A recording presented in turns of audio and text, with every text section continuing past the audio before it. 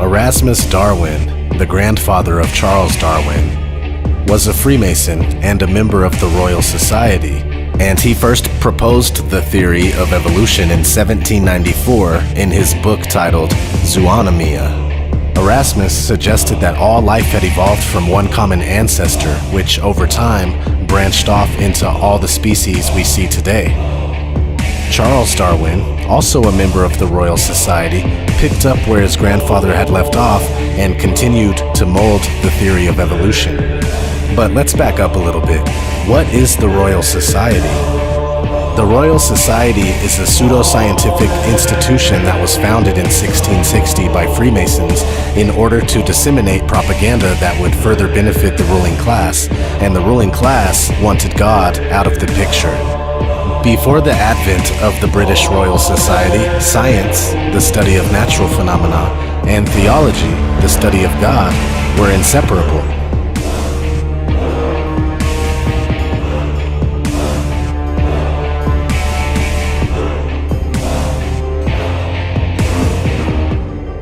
But the Royal Society began to help promulgate not only the theories of heliocentricity, gravity, and relativity, but also the theory of evolution.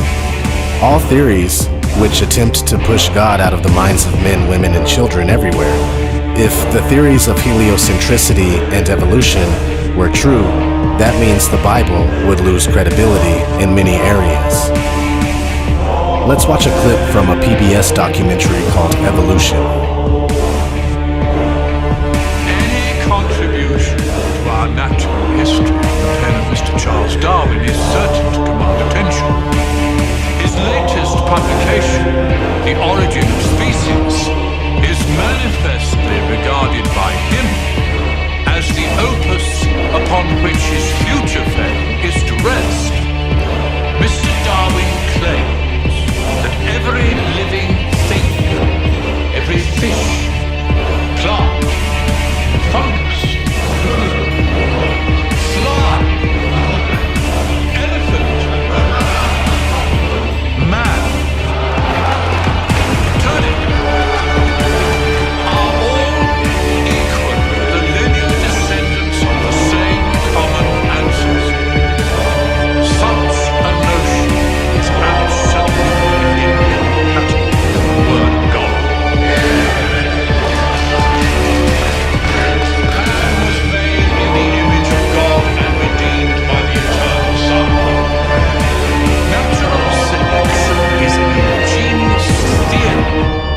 for denying the working and therefore the existence of the Creator.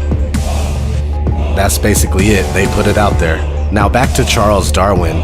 His book On the Origin of Species was published in 1859, and it later popularized the theory of evolution.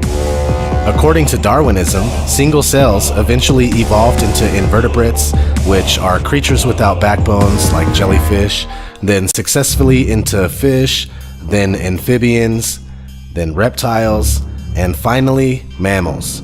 Darwin said this occurred from creatures adapting to environments. If, as evolutionists claim, bacteria evolved successively into invertebrates, then fish, amphibians, reptiles, and then mammals, there must have been countless transitional stages. Think about it. For a fish to become a land creature, turning its fins into legs, would require new bones, new muscles, new nerves, and while it was adapting to life on land, a whole new breathing system. Since this supposedly happened from chance mutations, which are very rare events, a massive amount of creatures would have to live and die during the intermediate period. So where's the evidence for these transitions? Among bacteria, invertebrates, fish, amphibians, reptiles, and mammals, there are many thousands of species, but no intermediate species between these groups. That's one reason why Carl Linnaeus, father of taxonomy, the science that classifies living things, was a creationist. Evolutionists try to explain the missing intermediates by saying they all became extinct. It's a convenient way to say we don't have any proof. A better reason for their non-existence is that they never existed. I'm here to tell my people it's time to stop believe in bullshit. Just cause a motherfucker tell you bullshit with a straight look on their face. We too old, we too smart, we too motherfucking good to believe shit. Don't make no fucking sense. You too old to be believing in evolution with your stupid motherfucking ass. Evolution say people came from monkeys, and the question is, why is there still monkeys, you dumb motherfucker, you? Is these the retarded monkeys? They didn't turn into people just yet. So with all the problems of evolution theory and the lack of evidence, it's easy to see why people weren't buying it at first. Enter Thomas Henry Huxley, Freemason and fellow member of the Royal Society. Known as Darwin's bulldog for his fierce defense of the theory of evolution, by relentlessly defending the theory, he helped familiarize the public with it to a large extent. So now the Darwins and the Huxleys establish a relationship for future generations. Again, most of the members in both families are Freemasons and Fellows of the Royal Society, which was started by Freemasons. Just in case you happen to be unaware of who the Huxleys are, let's look at the family real quick in Wikipedia. The Huxley family is a British family of which several members have excelled in science, medicine, arts, and literature. The family also includes members who occupied senior positions in the public service of the United Kingdom. The patriarch of the family was the zoologist and comparative anatomist Thomas Henry Huxley. Thomas Henry Huxley's grandsons include Aldous Huxley, author of Brave New World and Doors of Perception. His brother Julian Huxley, evolutionist and first director of UNESCO, and Nobel laureate physiologist Andrew Huxley. So you see, just these two wealthy families alone, the Darwins and the Huxleys, have had an immense influence on our society. Let's look at some of the work of Aldous Huxley, specifically his book Brave New World, published in 1932, which presents a future where humans are no longer born, but cloned, hatched in incubators to perform predetermined roles in a worldwide corporate slave state. It's quickly becoming a reality, but there is a passage in the book that I want to spotlight. The older dictators fell because they could never supply their subjects with enough bread, enough circuses, enough miracles, and mysteries. Under a scientific dictatorship, education will really work, with the result that most men and women will grow up to love their servitude and will never dream of revolution. There seems to be no good reason why a thoroughly scientific dictatorship should ever be overthrown. Just that alone gives us insight to how the Huxleys and the Darwins thought. I recommend reading this book. It's not only prophecy, but it's planned prophecy, if that makes sense. It's not authentic, but forced to happen, and average readers will think the book came true on its own. But it was the plan of the ruling class all along. Now let's look at Aldous Huxley's brother, Julian. Julian Huxley was a prominent advocate for eugenics, the science of improving a human population by controlled breeding to increase the occurrence of desirable heritable characteristics.